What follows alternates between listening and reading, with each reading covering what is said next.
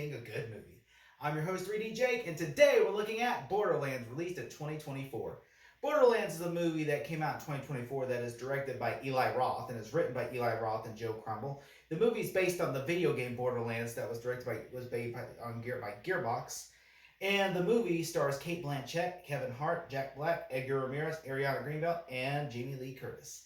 The movies essentially were about Cate Blanchett's character, who is essentially like a bounty hunter, and essentially she's sent by Edgar Ramirez because Kevin Hart's character takes the princess, played by Ariana Greenbelt, and escapes to the Borderlands essentially, and basically everybody's there because they're trying to find like this vault, and so basically Cate Blanchett is hired by Ramirez to get his daughter back, and she goes there, and of course she basically is a little trickster and likes to play games with her, and basically, attacks and everything her. And Jack Black is like a robot who helps her, is like a little girl's sidekick, and Kevin Hart is essentially kind of like the father figure that looks after her, and Cate Blanchett, essentially teams up with them after the king, Edgar Ramirez's character double crosses her by sending like, oh, it's an open bounty, it's not a closed bounty, and essentially saying, oh, we're just gonna, and their men are like, oh, we're just gonna kill you and take the little girl, so really we're not gonna intend to pay you. So basically, she ends up teaming up with the little girl and Kevin Hart and them just to go, and then they end up finding Jamie Lee Curtis, who is the girl that raised her, and she ends up having to save the day as a group. It's kind of like Guardians of the Galaxy, but a much shittier version. I really liked the Guardians of the Galaxy movies. I've never really played the Borderlands games, so I don't really know. All I know is there's a guy in the movie, which I forget his actor's name, that plays him, but yeah, it's a psycho. Their characters are called psychos. And I know that they have that mask and they're shirtless and everything. They look like a character out of the Arkham games, and so when I went and saw this, movie, I didn't watch it in theaters, but I watched it at home, and I got it for Christmas, and I'm like, you know what?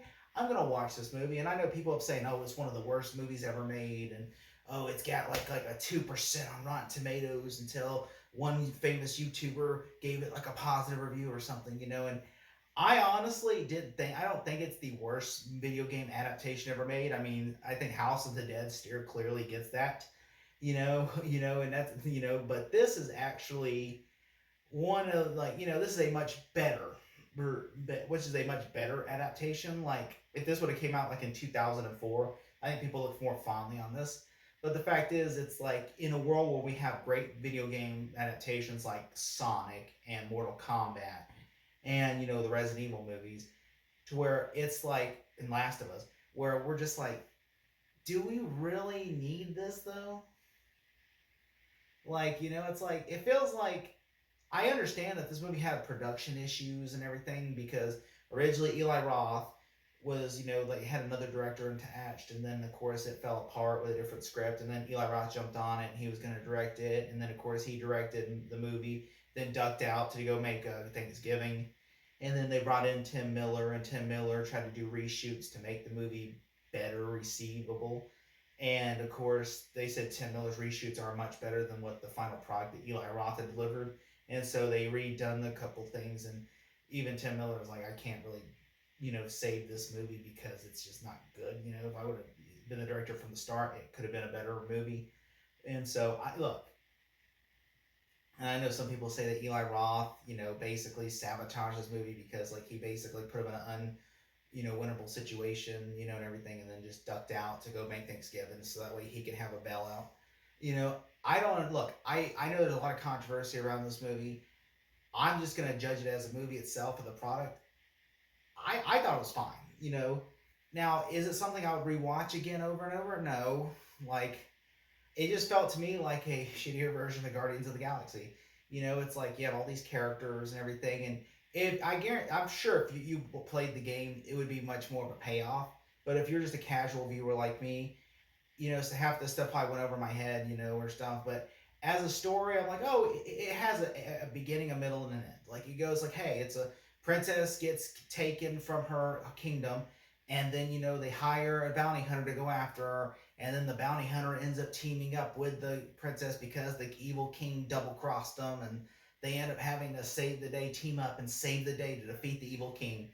It turns out the bounty hunter is the savior, the Phoenix, and I'm like, oh, okay, which, I mean, to be fair, when I watch this movie, I'm like, I call it right away. I'm like, okay, she's gonna be the Phoenix.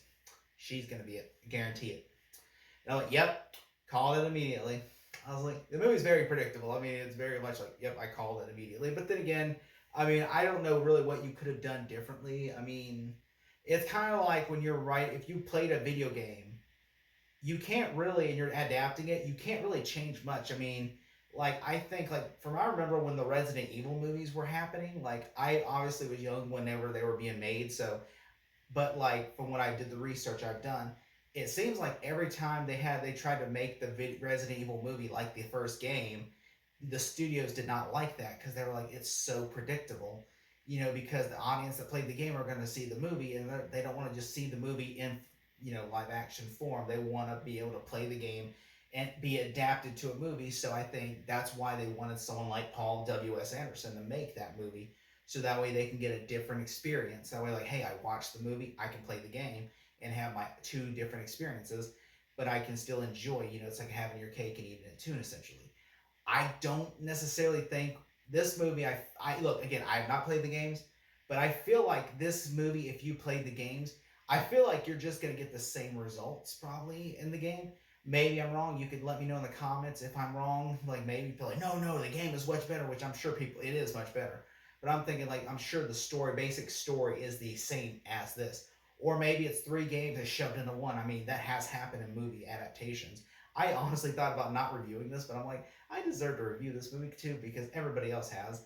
The movie is basically it just like it's this like the laziest form. Like, I remember watching this in another movie called Valerian, the City of a Thousand Planets, which felt very similar in my opinion, and I felt the Valerian was a Valerian was much more of a chore to get through because I just felt like it's so much world building, and it's not a lot like the characters I don't even care for, but the villain was at least more entertaining, you know.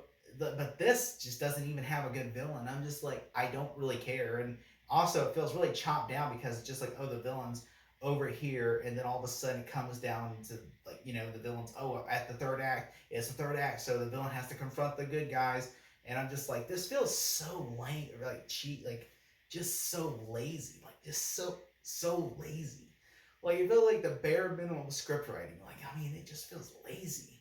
I'm like, come on, you can't do something better. I mean, I mean, give me a laptop in 10 minutes, and I could probably come up with a better example. I mean, like, just anything besides this. I'm like, it's just like, it could have been anything else. I mean, I will say I did enjoy. I did enjoy. There are a couple things I did like in the movie. I thought Gina Gershon's character was pretty cool, and I liked how that she was basically like, and especially when I go and hide in the garbage and everything, how that Jamie Lee Curtis just wipe cleans herself off with this like little trash cleans her up, and everybody else is just in trash. I thought that was fun. They're all looking at her like, what the hell, and also there is some like laziness where, like, there's one character where she basically, the girl from the Star Wars Battlefront 2 promotion, the video game, where she basically is, like the bad guy that's hunting them the whole movie with Bobby Lee.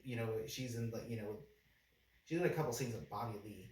But, like, she literally is the bad, and at the end, because she's friends with Kevin Hart, so she sacrifices herself. And I'm just like, what? It comes off like this should have been spread out more, like, story out. It just feels like made me feel nothing for that scene. I was like, whatever. But I did like that, like, I did like that, Kevin Hart, I thought he was great, but he's Kevin Hart, Jack Black is fun. I thought Jack Black actually was a good character, though. It's like a robot. It's kind of like R2-D2, but more funnier. And, and then there's this one character played by the guy from Shang-Chi and Rock in Creed 2, who basically is a psycho, who I thought that was a good character. He's kind of like the Drax of the movie. And, and Kevin Hart's kind of like the Star-Lord of the movie. And Kate Blanchett's like the Gamora of the movie. And, and then you have like the little girl who's like Little Rocket in the movie. And Jamie Lee Curtis is kind of like, I guess Nebula, I want to say, in the movie, or but I just watched this and just felt maybe like, oh, this is Guardians of the Galaxy, but like a much more, just a much more piss poor version, like discount Guardians of the Galaxy. And also, there's a weird scene in the movie, like there's a couple of jokes where I'm like, I am not one for censoring any jokes. I'm like all for it. Like, look, a joke is a joke, but I'm just like, there's a couple of jokes I'm like, are you sure you should be saying that? I mean, like whenever there's like a weird scene where I was weirded out, where I was like, okay, like when the girl's like, hey, can you grab my badonkadonk? And I'm just like, and it was like a stuffed animal, which is a bomb, and I'm like, why would, okay, I understand, like, but why would you use that joke, especially when there's a teenager asking that? I'm like, that makes me uncomfortable even. Like, why wouldn't you? If it was an adult, I would be okay. I'm like, okay, that's just a dumb, lame joke. But when it's a teenager, I'm like, that kind of is borderline pedophilia joke. Okay, yeah, I'm like, okay, you know, I would not do that joke if they were a teenager. I'd be like, no, we're good. I'm good. I was like, Eli, you might want to cut that joke, you know, or not even just like give that line to someone else to say. You know, just don't let her say that line. That was the line. I'm like, okay, I would not have done that joke. And, you know, I'm like, wow. I was like, that's weird.